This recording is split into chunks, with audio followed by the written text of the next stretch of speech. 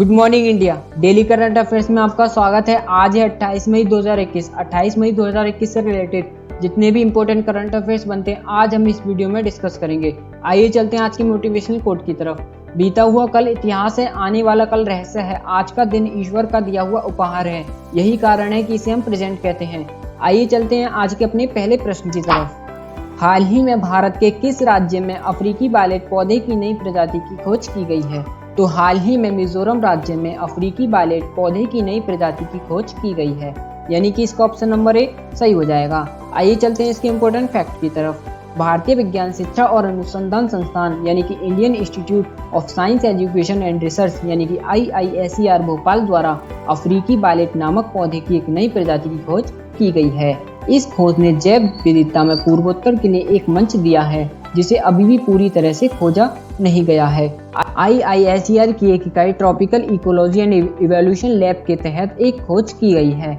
यह प्रजाति वर्तमान में मिजोरम के केवल 3 स्थानों पर पाई जाती है। आइए चलते हैं इसी के साथ अपने नेक्स्ट प्रश्न की तरफ।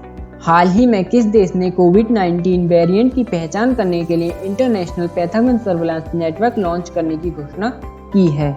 तो हाल ही में यूके देश ने कोविड-19 वेरिएंट की पहचान करने के लिए international pathogen surveillance network launch करने की घोषणा की है, यानी कि इसका ऑप्शन नंबर ए सही हो जाएगा।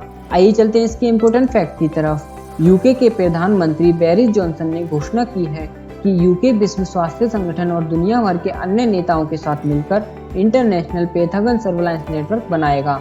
इस नेटवर्क का उद्देश्य कोविड-19 वेरिएंट की पहचान करना और उस पर रियल टाइम डेटा प्रदान करना है।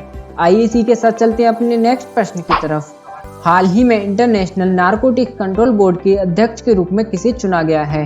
तो हाल ही में इंटरनेशनल नारकोटिक्स कंट्रोल बोर्ड के अध्यक्ष के रूप में जगजीत पवाड़िया को चुना गया है, यानी कि इसका ऑप्शन नंबर सी सही हो जाएगा। आइए चलते हैं इसके इम्पोर्टेंट फैक्ट की तरफ। भारतीय राजस्व सेवा के अधिकारी जगजीत पवाड़िया को अंतर्राष्ट्रीय नारकोटिक्स नियंत्रण बोर्ड यानी कि INCB के अध्यक्ष के रूप में चुना गया है। यह पहली बार है जब कोई भारतीय INCB का नेतृत्व कर रहा है और INCB के इतिहास में दूसरी महिला इसका नेतृत्व कर रही है। INCB 3 अंतर्राष्ट्रीय ड्रग नियंत्रण सम्मेलनों और अंतर्राष्ट्रीय ड्रग नियंत्रण प्रणाली के कामकाज के साथ संयुक्त राष्ट्र के सदस्यों राज्यों के अनुपालन की निगरानी करता है। आइए इसी के साथ चलते हैं अपने अगले प्रश्न की तरफ। हाल ही में खेल मंत्रालय ने 7 राज्यों में कितने खेलो इंडिया केंद्र खोलने की मंजूरी दी है? तो हाल ही में खेल मंत्रालय ने 7 राज्यों में 143 खेलो इंडिया केंद्र खोलने की मंजूरी दी है, यानी कि इसका ऑप्शन नंबर ए सही हो जाएगा। आइए चलते हैं इसके इम्पोर्टेंट फैक्ट की तरफ। खेल मंत्रालय ने देश के 7 राज्यों में 143 खेलो इंडिया केंद्र खोलने की मंजूरी दी है। इसके लिए 14 करोड़ 30 लाख रुपए के बजट का प्रावधान दिया गया है। इन राज्यों में महाराष्ट्र, मिजोरम, गोवा, कर्नाटक, मध्य प्रदेश, अरुणाचल प्रदेश और मणिपुर शामिल हैं। आइए इसी के साथ चलते हैं अपने अगले प्रश्न की तरफ। हाल ही में डेविड बार्निया किस देश की सुरक्षा एजेंसी के प्रमुख बने हैं? तो हाल ही में डेविड बार्निया इजराइल देश की सुरक्षा एजेंसी के प्रमुख बने हैं, यानी कि इसका ऑप्शन नंबर ए सही हो जाएगा। आइए चलते हैं इसके इम्पोर्टेंट फैक्ट की तरफ। इजराइल के प्रधानमंत्री बेंजामिन नेतन्याहू ने डेविड बार्निया को देश की जासूसी एजेंसी मोसाद का नया प्रमुख नियुक्त किया है। लंबे समय से मोसाद के एक पूर्व सदस्य बार्निया 1 जून को इजराइल की खुफिया एजेंसी के प्रमुख के रूप में योसी कोहेन का स्थान लेंगे। कोहेन ने 2016 में पदभार ग्रहण करने के बाद से इजराइल के जासूस के रूप में कार्य किया था। आइए इसी के साथ चलते हैं अपने नेक्स्ट प्रश्न की तरफ। हाल ही में केंद्रीय मंत्रिमंडल ने कहाँ नया महावाणिज्य दूतावास खोलने की मंजूरी दी है? तो हाल ही में केंद्रीय मंत्रिमंडल ने मालदीव में नया महावाणिज्य दूतावास खोलने की मंजूरी दी है, यानी कि इसका ऑप्शन नंबर ए सही हो जाएगा। आइए चलते हैं इसके इम्पोर्टेंट फैक्ट की तरफ। केंद्रीय मंत्रिमंडल ने 2021 में मालदीव में एडू शहर में भारत का नया महावाणिज्य दूतावास खोलने की मंजूरी दे दी है। भारत और मालदीव के बीच जातीय, भाषाई, सांस्कृतिक, धार्मिक और वाणिज्यिक संबंध हैं। भारत के पड़ोसी को तरजीह देने और इस क्षेत्र में सबके लिए सुरक्षा तथा विकास की नीति में मालदीव का महत्वपूर्ण स्थान है। आइए इसी के साथ चलते हैं अपने नेक्स्ट प्रश्न की तरफ। हाल ही में किस राज्य के मुख्यमंत्री ने लक्ष्मी भंडार परियोजना की घोषणा की है? तो हाल ही में पश्चिम बंगाल राज्य के मुख्यमंत्री ने लक्ष्मी भंडार परियोजना की घोषणा की है, यानी कि इसका ऑप्शन नंबर सी सही हो जाएगा। आइए चलते हैं इसके इम्पोर्टेंट फैक्ट की तरफ। ममता बनर्जी की अध्यक्षता में पश्चिम बंगाल मंत्रिमंडल ने 3 योजनाएं शुरू की हैं। पहली है लक्ष्मी भंडार परियोजना, दूसरी है एक छात्र क्रेडिट कार्ड पहल और तीसरी है दुआरे राशन। होम डिलीवरी के लिए कार्यान्वयन को मंजूरी दी है। योजनाओं को क्रियान्वयन मुख्य सचिव अल्पन बंदोपाध्याय की अध्यक्षता वाली समितियों द्वारा किया जाएगा। लक्ष्मी भंडार परियोजना है क्या? यह राज्य की महिला प्रमुखों के लिए एक मूल आय योजना है और इसे लगभग 1.6 करोड़ परिवारों को लाभ होने की उम्मीद है। आइए इसी के साथ चलते हैं अपने अगले प्रश्न की तरफ। हाल ही में किसने अपने ग्राहकों के लिए पे लेटर की सुविधा शुरू की है? तो हाल ही में फ्री रिचार्ज ने अपने ग्राहकों के लिए पे लेटर की सुविधा शुरू की है, यानी कि इसका ऑप्शन नंबर सी सही हो जाएगा। आइए चलते हैं इसके इम्पोर्टेंट फैक्ट की तरफ। इसका उपयोग फ्री चार्ज के प्लेटफॉर्म के साथ साथ 10,000 से अधिक ऑनलाइन और ऑफलाइन व्यापारियों के नेटवर्क पर किया जा सकता है।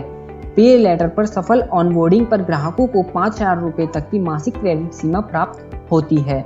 आईसी के साथ चलते हैं अपने अगले प्रश्न की तरफ। वित्तीय वर्ष 2020-21 में भारत के लिए सबसे बड़ा एफडीआई निवेशक कौन सा देश है? तो वित्तीय वर्ष 2020-21 में भारत के लिए सबसे बड़ा एफडीआई निवेशक सिंगापुर देश है, यानी कि इसका ऑप्शन नंबर सी सही हो जाएगा। आइए चलते हैं इसके इम्पोर्टेंट फैक्ट की तरफ। भारत को वित्त वर्ष 2021 में $81.72 का रिकॉर्ड एफडीआई प्राप्त हुआ है।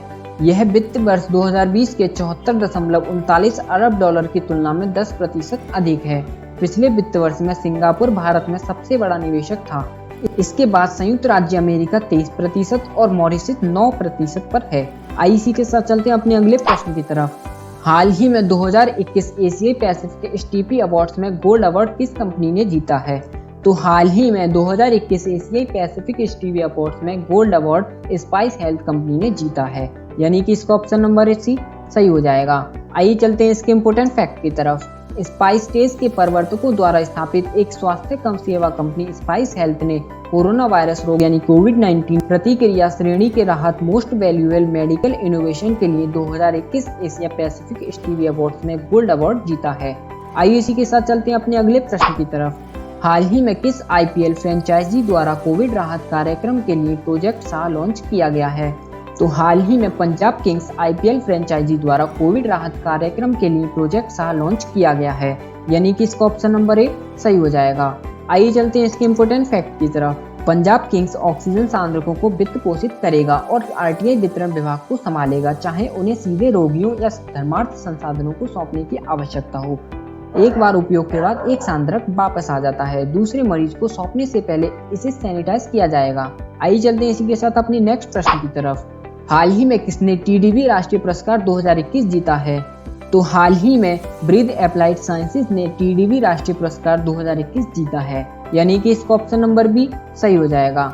आइए चलते हैं इसके इम्पोर्टेंट फैक्ट की तरफ। Jawaharlal Nehru centre for advanced scientific research में इनक्यूबेट किए गए एक स्टार्टअप ब्रीद एप्लाइड साइंसेज ने कार्बन डाइऑक्साइड को मेथनॉल एवं अन्य रसायनों में बदलने के लिए एक कुशल उत्प्रेरक एवं कार्यप्रणाली विकसित करने के लिए बेंगलुरु के एक स्टार्टअप को प्रौद्योगिकी विकास बोर्ड यानी कि टीडीबी ने वर्ष 2021 का राष्ट्रीय पुरस्कार प्रदान किया है।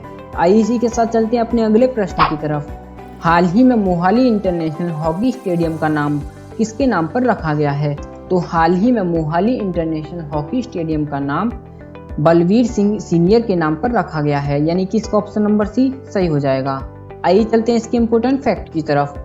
मोहाली अंतर्राष्ट्रीय हॉकी स्टेडियम का नाम आधिकारिक रूप से महान खिलाड़ी बलवीर सिंह सीनियर के नाम पर रख दिया गया है, जो उनकी पहली पुण्यतिथि के मौके पर किया गया था। 3 बार के ओलंपिक स्वर्ण पदकाधिकारी महान खिलाड़ी का 96 वर्ष की उम्र में पिछले साल 25 मई को निधन हो गया था। उनकी पुण्यतिथि के मौके पर आधिकारिक रूप से स्टेडियम का नाम बदलने की घोषणा की गई है। आईसी के साथ चलते हैं अपने नेक्स्ट प्रश्न की तरफ। हाल ही में फार्म इजी ने किस ई फार्मेसी कंपनी का अधिग्रहण किया है? तो हाल ही में फार्म इजी ने मेड लाइफ ई फार्मेसी कंपनी का अधिग्रहण किया है, यानी कि इसका ऑप्शन नंबर सी सही हो जाएगा। आइए चलते हैं इसके इम्पोर्टेंट फैक्ट की तरफ। बेस्ट फार्मेजी ने मंगलवार को मेड लाइफ के अधिग्रहण की घोषणा की है। यह भारत के तेजी से बढ़ते ऑनलाइन फार्मेसी सेक्टर में सबसे बड़ा एकीकरण सौदा है। फार्म इजी के को फाउंडर धवल शाह ने एक लिंक्डइन पोस्ट में कहा कि यह सौदा हमें भारत का सबसे बड़ा हेल्थ केयर डिलीवरी प्लेटफॉर्म बनाएगा। फार्म इजी हर माह 20 लाख से ज्यादा परिवारों को अपनी सर्विस दे रही है। आईसी के साथ चलते हैं अपने अगले प्रश्न की तरफ। हाल ही में गैर स्वशासी क्षेत्रों के लोगों के साथ एकजुटता का अंतर्राष्ट्रीय सप्ताह कब मनाया जा रहा है? तो यह सप्ताह 25 से 31 मई तक मनाया जा रहा है, यानी कि इसका ऑप्शन नंबर सी सही हो जाएगा। आइए चलते हैं इसके इम्पोर्टेंट फैक्ट की तरफ। संयुक्त राष्ट्र 25 से 31 मई 2021 तक गैर स्वशासित क्षेत्रों के लोगों के साथ एकजुटता का अंतर्राष्ट्रीय सप्ताह मना रहा है। गैर स्वशासित क्षेत्र है क्या? संयुक्त राष्ट्र चार्टर के अनुसार एक गैर स्वशासित क्षेत्र एक ऐसा क्षेत्र है जहां लोगों ने पूर्ण स्वशासन प्राप्त नहीं किया है। आइए इसी के साथ चलते हैं अपने कल के पहले क्विज की तरफ। कल का हमारा पहला क्विज था, हाल ही में किस देश के वैज्ञानिकों ने पहली बार लैब में एक कृत्रिम मिनी हार्ट विकसित किया है? तो हाल ही में ऑस्ट्रिया देश के वैज्ञानिकों ने पहली बार लैब में एक कृत्रिम मिनी हार्ट विकसित किया है, यानी कि इसका ऑप्शन नंबर सी सही हो जाएगा। आइए चलते हैं कल के नेक्स्ट क्विज की तरफ। हाल ही में किस क्रिकेट बोर्ड ने कोविड-19 के खिलाफ भारत के राहत प्रयास कार्यक्रम में 2000 ऑक्सीजन सांद्रता का योगदान देने की घोषणा की है? तो हाल ही में बीसीसीआई क्रिकेट बोर्ड ने कोविड-19 के खिलाफ भारत के राहत प्रयास कार्यक्रम में 2000 ऑक्सीजन सांद्रता का योगदान देने की घोषणा की है, यानी कि इसका ऑप्शन नंबर 1 सही हो जाएगा। आइए चलते हैं आज के अपने पहले क्विज की तरफ। आज का हमारा पहला क्विज है, हाल ही में चांद पर पानी की खोज के लिए किसने अपना पहला मोबाइल रोबोट भेजने की घोषणा की है? इसका ऑप्शन नंबर है CSNA, बी है नासा और जी है जाक्सा और डी है इनमें से कोई नहीं। आपको इसका आंसर हमको कमेंट बॉक्स में देकर के बताना है। आइए चलते हैं आज के अपने नेक्स्ट क्विज की तरफ। हाल ही में किस जानवर को 1952 में विलुप्त घोषित होने के बाद फिर से लाया जाएगा? इसका ऑप्शन नंबर है भारतीय गैंडा, बी है चीता, सी है संगाई और डी है इनमें से कोई नहीं। आपको इसका भी आंसर हमको कमेंट बॉक्स में देकर के बताना है। थैंक यू, आज के लिए बस इतना ही। आप हमारे डिस्क्रिप्शन में जाकर के 30+ करंट अफेयर की PDF डाउनलोड कर सकते हैं। If you like our video then subscribe our channel and press the bell icon.